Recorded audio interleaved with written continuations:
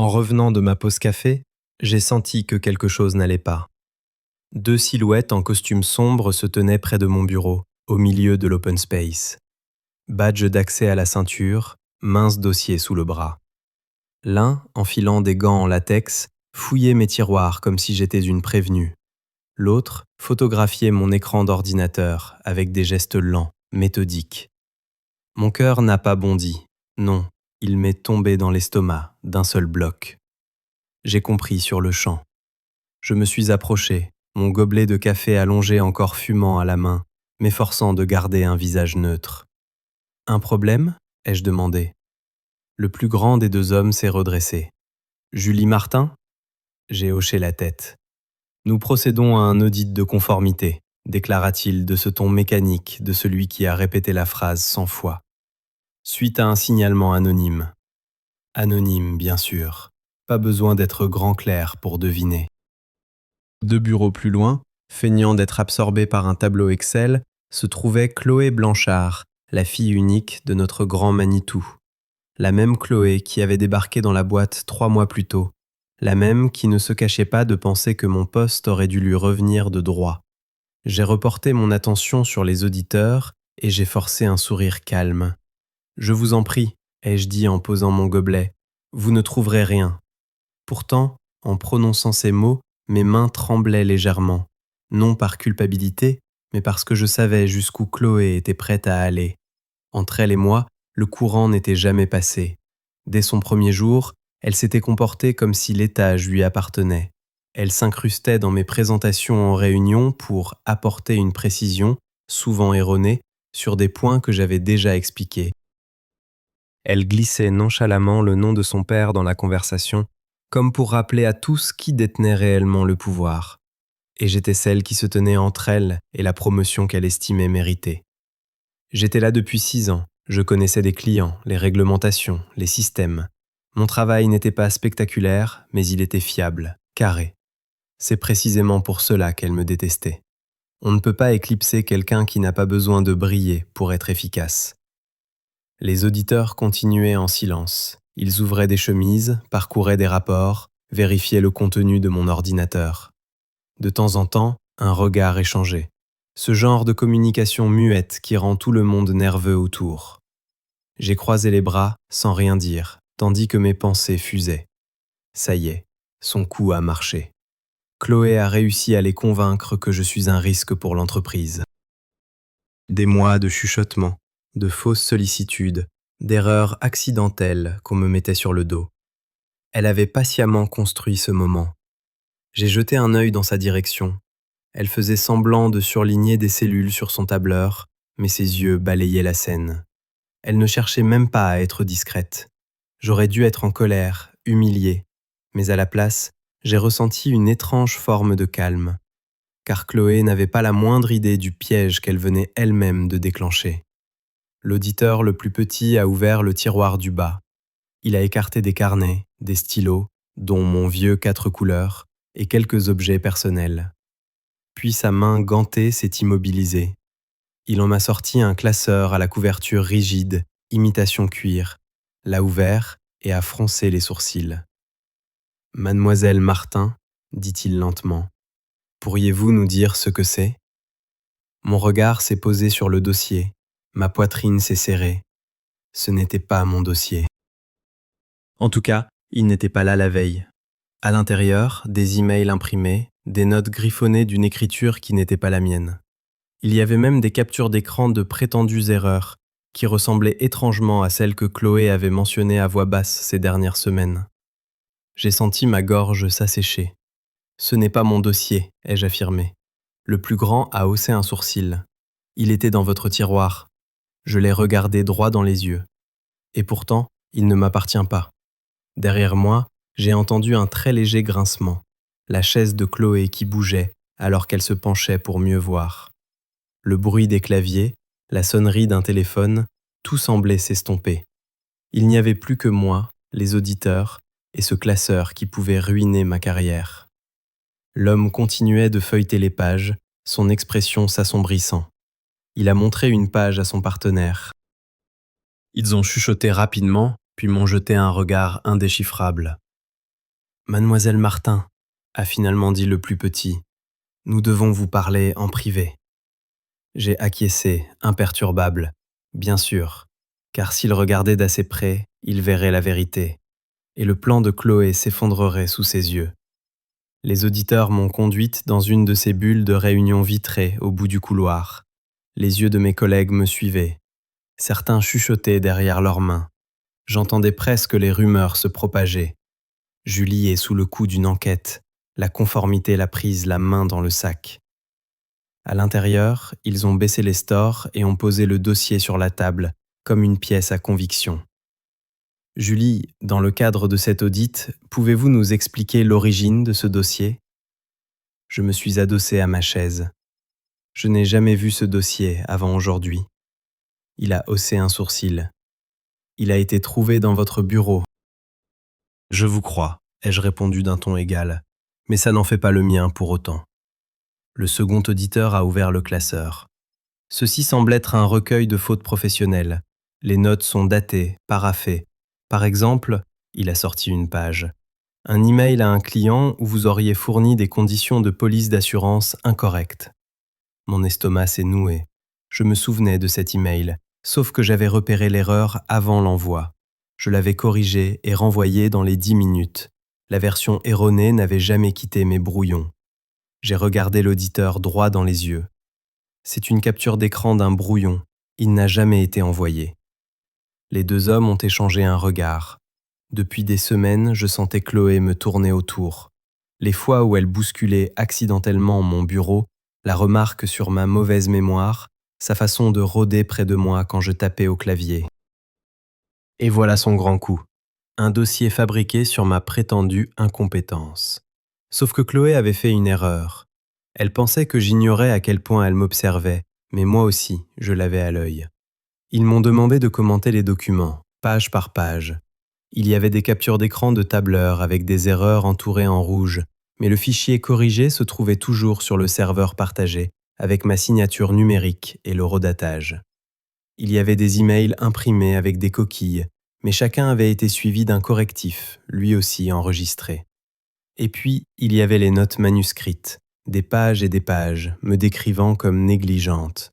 L'écriture était soignée, féminine, avec de grandes boucles, pas la mienne. J'ai désigné les notes du doigt. Vous avez des échantillons de mon écriture aux archives ? Le plus grand m'a jeté un regard mesuré. Pourquoi ? Parce que quiconque a travaillé ici plus d'une semaine sait que je n'écris qu'en capital d'imprimerie. Toujours. C'est dans mon dossier au RH, ce n'est pas mon écriture. Il a pris une note. Après presque 1 heure, le plus petit a tapoté le dossier. Avez-vous une idée de qui pourrait vouloir créer ce genre de documentation sur vous ? J'ai hésité, juste assez pour donner l'impression d'être réticente. Je ne veux pas porter d'accusation, mais Chloé Blanchard a exprimé son intérêt pour mon poste, et tout le monde a accès à mon bureau. Les tiroirs ne ferment pas à clé. À leur échange de regards, j'ai compris que ce nom ne leur était pas inconnu. De retour à mon bureau, Chloé attendait. Elle ne me regardait pas, mais je pouvais sentir la satisfaction qui émanait d'elle. Je me suis assise et j'ai agi comme si de rien n'était. À l'intérieur, j'avais 3 coups d'avance, car Chloé m'avait sous-estimé. Moi aussi, j'avais documenté des choses. Pas de fausses erreurs, mais des événements réels. Ce soir-là, Chloé est passée près de mon bureau. Elle s'est appuyée contre la cloison et a murmuré « Alors, cette journée ? Pas trop dure ?» J'ai levé les yeux lentement.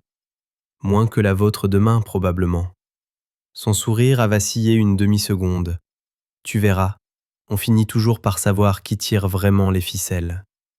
Oui, ai-je répondu doucement. On finit toujours par le savoir. Rentré chez moi, j'ai ouvert mon ordinateur. Je n'avais pas prévu les choses ainsi, mais j'avais constitué des archives, conversations, retours clients, évaluations. Et parmi ces fichiers se trouvait la preuve de l'ingérence de Chloé. 3 semaines plus tôt, je l'avais surprise dans ma messagerie. Elle avait accidentellement envoyé un brouillon à un client sous mon nom, truffé d'erreurs. Les logs informatiques avaient enregistré sa session. J'avais discrètement sauvegardé la capture d'écran, au cas où. Et ce « au cas où » était arrivé. Demain, les auditeurs reviendraient et je serai prête. Chloé pensait monter un dossier contre moi, mais depuis le début, c'est son propre réquisitoire qu'elle était en train d'écrire. Le lendemain, je suis arrivé plus tôt. L'open space était silencieux, baigné par l'odeur de café un peu trop cuit de la veille. À 9h12, les auditeurs sont revenus. « Julie, un instant ?» Je les ai suivis jusqu'à la bulle de réunion. À l'intérieur, Monsieur Durand, mon N+1, attendait. Mâchoire crispée, il semblait ne pas avoir dormi. Le plus grand a commencé. « Julie, nous avons examiné la documentation. Certaines choses ne collent pas. » Il a fait glisser la capture d'écran de l'email. Nous avons vérifié. Comme vous l'avez dit, le brouillon n'a jamais été envoyé. La version finale était correcte. Monsieur Durand s'est penché en avant. Vous avez une preuve que l'impression ne vient pas de vous ? J'ai ouvert mon bloc-notes. Les logs informatiques. Il y a 3 semaines, quelqu'un a accédé à mon compte depuis un poste qui n'était pas le mien. Je l'ai signalé au support technique. Les auditeurs ont étudié la page. Monsieur Durand a froncé les sourcils. Qui ? Vous verrez le nom d'utilisateur dans le log, ai-je dit. Vers midi, une collègue, Marie, m'a interpellé dans le couloir. Julie, Chloé parle. Elle dit que tu fais l'objet d'une enquête, que tu falsifies des dossiers. J'ai fermé les yeux un instant. Elle sapait le terrain, instillant le doute avant que la vérité n'ait le temps de germer. Et les gens la croient ? Marie a hésité. Certains, oui, tu sais comment elle est. À 15h45, les auditeurs sont revenus. Cette fois, ils ont demandé à voir Chloé. Elle a pâli, mais a affiché un sourire crispé en les suivant. À travers les stores, j'entrevoyais des bribes. Chloé gesticulait, parlait vite. L'un des auditeurs griffonnait des notes, l'autre la fixait. Son assurance s'effritait. 50 minutes plus tard, la porte s'est ouverte. Chloé est sortie, les yeux rouges, la mâchoire serrée. Elle n'a regardé personne. Pour le reste de la journée, elle est restée figée, son expression oscillant entre la colère et la panique. Elle pensait encore pouvoir gagner. Alors que je faisais mon sac, Monsieur Durand s'est arrêté à mon bureau. « Julie, continuez votre travail. N'entrez pas dans son jeu, compris ?» J'ai hoché la tête, mais Chloé avait franchi une ligne. Elle n'avait pas seulement essayé de prendre mon travail, elle avait essayé de prendre ma réputation. Le lendemain, 8h31, invitation dans ma boîte mail. Bilan d'audit, présence requise. Participants, les 2 auditeurs, Madame Leroy DRH, Monsieur Durand. En optionnel, Chloé Blanchard. Optionnel. Je suis entré à l'heure. Les stores étaient à moitié fermés. Le plus grand des auditeurs a commencé. Nous avons examiné les documents et les avons comparés au registre. Premièrement, l'email. Les logs confirment que votre brouillon n'a pas été envoyé. Il a posé une 2e page. Deuxièmement, les logs d'accès. Il y a 3 semaines, à 17h46, votre compte a été ouvert depuis le poste 4C alors que vous aviez badgé pour sortir du bâtiment à 17h28. Nous avons les images des caméras de surveillance. Il a tourné la page. L'image, même pixelisée, montrait une silhouette près de mon bureau, la main dans mon tiroir. Un profil sans équivoque. Les yeux de Chloé ont fusé vers la photo. On ne peut pas dire qui c'est. L'autre auditeur a posé une nouvelle feuille. Troisièmement, les logs du serveur d'impression. Les copies du dossier ont été produites sur l'imprimante 2E à 18h02, le même jour. Propriétaire de la tâche, C. Blanchard. Un silence a envahi la pièce. Chloé a laissé échapper un rire nerveux. On utilise tous des fils partagés, n'importe qui. Ce n'était pas une file partagée, a dit l'auditeur. Les métadonnées de la tâche incluent le H de l'utilisateur. Madame Leroy a joint ses mains. Lancer l'alerte est protégé. Fabriquer des preuves ne l'est pas. Je n'ai rien fabriqué. Elle est négligente, tout le monde le sait. J'ai fait glisser une impression couleur vers les auditeurs. Il y a autre chose. Ma voix était calme. Il y a 3 semaines, un brouillon a été envoyé à un client sous mon nom depuis le poste de Chloé, pendant ma pause déjeuner. J'ai signalé l'incident au support en demandant de ne pas faire remonter l'info, sauf si cela se reproduisait. L'auditeur a parcouru l'impression. Nous avons ce document, merci. Chloé s'est agrippée à la table. Vous ne pouvez pas prouver l'intention. C'est précisément ce que nous sommes en train d'établir, a dit Madame Leroy. Le grand auditeur a repoussé le dossier piégé. Julie, avez-vous autre chose à ajouter? Je veux continuer à faire mon travail. Que mon nom signifie la même chose que le mois dernier. Madame Leroy a fermé son carnet. Voici la suite. Julie, vous reprenez vos fonctions. Chloé, vous êtes placée en mise à pied à titre conservatoire avec effet immédiat. La bouche de Chloé s'est ouverte. Vous me suspendez sur la base d'un log d'imprimante? Sur la base d'un faisceau d'indices, a corrigé Madame Leroy. De retour à mon bureau, 2 agents de la sécurité sont apparus au bureau de Chloé avec Madame Leroy. Chloé leur a remis son badge et son ordinateur, ses mouvements saccadés. Elle est partie sans un regard, juste un trait fin à la place de la bouche. Personne n'a applaudi. La vraie vie, ce n'est pas comme ça. Les gens ont fixé leurs écrans et fait semblant de ne pas remarquer. Mon téléphone a vibré. Julie Martin? Hélène Mercier, directrice de la conformité. J'aimerais vous voir, cela concerne Monsieur Blanchard. Envoyez l'invitation, je serai là. À 15h, j'étais dans une salle de réunion au 12e étage. La vue sur les tours de la Défense s'étendait derrière la vitre. Julie, les agissements de Chloé n'étaient pas isolés, ils étaient soutenus par son père. Elle a fait glisser un document caviardé. Le signalement anonyme provenait du compte de Monsieur Blanchard. Il avait mis sa fille en copie, l'avait conseillé. 6 ans que je travaillais ici, et mon grand patron avait décidé que l'ambition de sa fille comptait plus que ma carrière. Hélène Mercier a poursuivi. Son père a été suspendu, le conseil d'administration sera saisi. Votre dossier, Julie, est impeccable. Maintenant, je dois vous demander, que voulez-vous pour la suite? Mon premier instinct était de retourner à la routine, mais la normalité avait disparu. Je veux que mon travail parle pour lui-même, ai-je fini par dire, et ne plus avoir à regarder par-dessus mon épaule. Elle a hoché la tête. C'est juste. 2 semaines plus tard, l'annonce est tombée. Monsieur Blanchard quittait ses fonctions. Chloé Blanchard ne faisait plus partie de l'entreprise. L'email était court, clinique. Ce vendredi-là, Monsieur Durand m'a convoqué. Il semblait fatigué, pluvieux. Julie, je vous dois des excuses. À partir de lundi, vous êtes promue responsable de compte senior, contrôle total du portefeuille. Vous l'avez mérité il y a longtemps. Cette entreprise a besoin de gens qui construisent la confiance, pas de ceux qui la démolissent. Ce soir-là, assise à ma table de cuisine, la lettre de promotion devant moi, j'ai repensé à tout. Au sourire suffisant de Chloé, à son père qui avait préféré le sang à l'équité. Les auditeurs n'avaient pas seulement découvert des preuves fabriquées, ils avaient découvert à quoi ressemble l'envie quand elle se transforme en sabotage. La revanche, la vraie, n'a rien de spectaculaire. Elle ressemble à un dossier que l'on ferme doucement, à un bureau vide un lundi matin. Elle ressemble aux gens qui réalisent, lentement, qui vous avez toujours été.